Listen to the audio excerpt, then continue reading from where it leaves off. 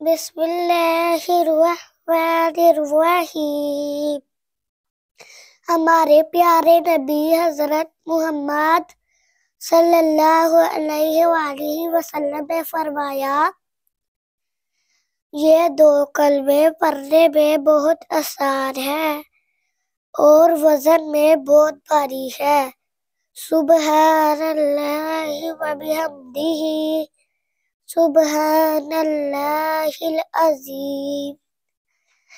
اور جو کوئی سبحان اللہ وبحمدہ دن میں 100 مرتبہ پڑھتا ہے، اس کے گناہ چاہے سمندر کی جھاگ جتنے ہو معاف کر دیے جائیں گے اور اسے بے حساب حلال رزق ملے گا انشاءاللہ۔